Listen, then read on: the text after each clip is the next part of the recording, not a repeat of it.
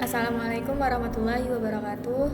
Saya Silke Tiazana dengan NIM 2210112000730 kelas 02 SKP 015 S1 Akuntansi Universitas Mamulang akan mempresentasikan materi mata kuliah Pendidikan Kewarganegaraan untuk memenuhi tugas individu. Materi yang akan saya bahas mengenai toleransi antar agama dalam keberagaman. Di sini akan dibahas tentang apa itu toleransi, apa dasar hukum kebebasan beragama, bagaimana toleransi antar agama dalam keberagaman, cara mewujudkan toleransi antar umat beragama, dan contoh toleransi antar agama. Apa itu toleransi? Secara umum, toleransi adalah sebuah perilaku manusia untuk menghormati dan menghargai perbedaan yang ada, baik itu antar individu maupun antar kelompok. Adanya sikap ini dalam diri seseorang bisa memberikan rasa damai, aman, tentram, serta nyaman. Selain itu, sikap ini juga bisa memberikan pembelajaran indahnya suatu perbedaan dalam kehidupan ini. Tentunya, adanya sikap ini antar sesama manusia bisa meminimalisir terjadinya perpecahan, peperangan, permusuhan, baik itu antara individu maupun antar kelompok. Secara etimologi, toleransi berasal dari bahasa Latin yaitu tolerer yang memiliki arti sabar dan menahan diri. Sedangkan secara terminologi, toleransi adalah sebuah sikap saling menghargai, saling menghormati, menyampaikan pendapat, pandangan, kepercayaan kepada orang lain yang bertentangan dengan diri sendiri. Sikap toleransi memiliki tujuan serta dengan adanya sikap ini kepada sesama manusia juga akan memberikan banyak manfaat. Antara lain, mempermudah mencapai mufakat, meningkatkan rasa nasionalisme, meningkatkan rasa persaudaraan, mempersatukan perbedaan yang ada, meningkatkan perdamaian, meminimalisir terjadinya perpecahan, dan mampu menjaga keharmonisan antar sesama. Berikutnya ada dasar hukum kebebasan beragama. Dasar hukum kebebasan beragama Indonesia sebagai negara hukum menjamin warganya memeluk agama dan kepercayaannya dengan aman dalam dasar hukum berikut ini. Pertama ada pasal 28E ayat 1 UUD 1945 yang berbunyi, setiap orang bebas memeluk agama dan beribadat menurut agamanya. Ada pula di ayat 2 yang berbunyi, setiap orang berhak atas kebebasan meyakini kepercayaan, menyatakan pikiran, dan sifat sesuai hati nuraninya. Berikutnya ada di pasal 29 ayat 2 yang bunyinya, negara menjamin kemerdekaan tiap-tiap penduduk untuk memeluk agamanya dan untuk beribadat menurut agama dan kepercayaannya itu. Berikutnya ada di pasal 22 ayat 1 UU nomor 39 tahun 1999 tentang hak asasi manusia yang berbunyi, setiap orang bebas memeluk agamanya masing-masing dan untuk beribadat menurut agama dan kepercayaannya itu.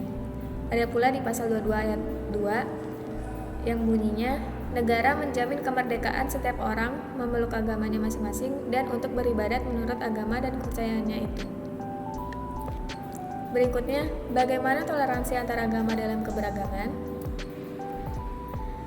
Keberagaman dalam beragama merupakan sebuah kenyataan yang tidak dapat dihindari, sehingga setiap umat beragama mempunyai kewajiban untuk mengakui sekaligus menghormati agama lain tanpa membeda-bedakan.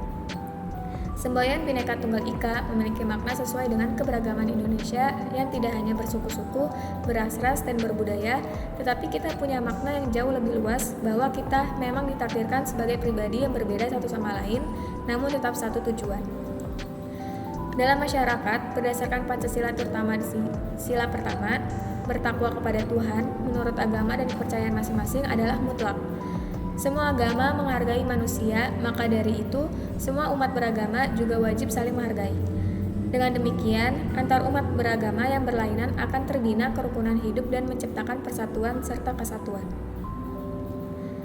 Kebebasan dan toleransi merupakan dua hal yang seringkali dipertentangkan dalam kehidupan manusia, secara khusus dalam komunitas yang beragam.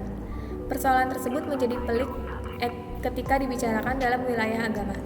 Kebebasan beragama dianggap sebagai sesuatu yang menghambat kerukunan, tidak adanya toleransi karena dalam pelaksanaan kebebasan, mustahil seseorang tidak menyentuh kenyamanan orang lain. Akibatnya, pelaksanaan kebebasan menghambat jalannya kerukunan antar umat beragama.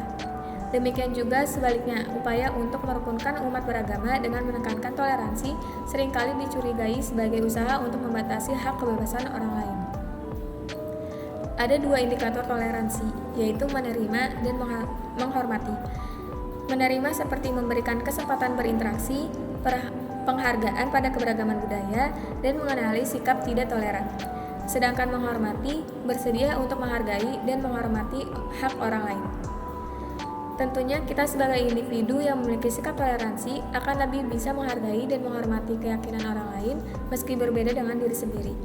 Sebab setiap orang memiliki hak dan keyakinannya untuk memilih dan memeluk agama. Lalu, komponen bangsa apa yang dapat mengambil peran penanaman dan pengembangan toleransi antar umat beragama?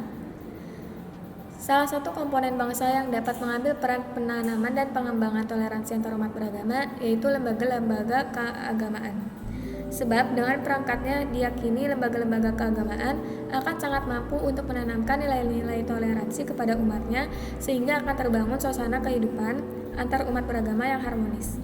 Lembaga keagamaan merupakan organisasi yang bertujuan mengembangkan dan membina kehidupan beragama atau organisasi yang dibentuk oleh umat beragama dengan maksud untuk memajukan kepentingan keagamaan umat yang bersangkutan di dalam kehidupan bermasyarakat. Yang tujuannya adalah untuk meningkatkan kualitas hidup keagamaan masing-masing umat beragama. Peningkatan kualitas keagamaan ini bisa bermakna lahirnya kesadaran toleransi pada masing-masing umat beragama, sehingga kemudian dapat berkontribusi bagi pembangunan bangsa. Modal sosial dan spiritual secara sederhana dapat diartikan adalah sebuah dorongan atau support dari semua umat beragama. Adapun bentuk dorongan yang paling sederhana dari umat beragama terhadap pembangunan bangsa yaitu menciptakan suasana yang rukun dan damai. Suasana rukun dan damai tersebut akan menjadi kenyataan manakala umat beragama memiliki toleransi. Lalu, cara yang dapat dilakukan dalam mewujudkan toleransi antar umat beragama dan kepercayaan itu seperti apa? Cara yang dapat dilakukan warga dalam mewujudkan toleransi antar umat beragama dan kepercayaan bisa dengan tidak membeda-bedakan orang menurut agamanya, menghormati umat beragama lain yang akan melaksanakan ibadahnya, menghormati umat beragama yang sedang merayakan hari besar keagamaannya, memberi ucapan selamat kepada umat beragama lain yang sedang merayakan hari besar keagamaannya, serta tidak berisik atau mengganggu tetangga yang sedang beribadah. Berikutnya ada contoh toleransi beragama. Yang pertama, tidak memaksakan keyakinan agama pribadi untuk dianut oleh orang lain yang memiliki keyakinan lain. Yang kedua, menghargai sekaligus menghormati agama yang dianut oleh orang lain. Yang ketiga, tidak mengganggu ibadah ataupun jalannya kegiatan agama lain. Berikutnya, tidak merusak tempat ibadah dan mengganggu ketenangan agama lain. Tidak melakukan tindakan penghinaan dan merendahkan agama orang lain. Berikutnya, berteman dengan orang pemeluk agama lain. Tidak melakukan diskriminasi terhadap mereka yang memiliki agama lain di sekolah, tempat kerja, maupun lingkungan sekitar.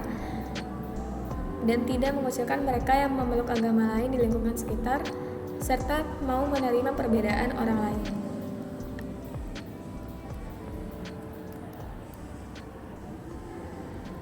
Sekian presentasi dari saya, kurang lebih mohon maaf. Wassalamualaikum warahmatullahi wabarakatuh.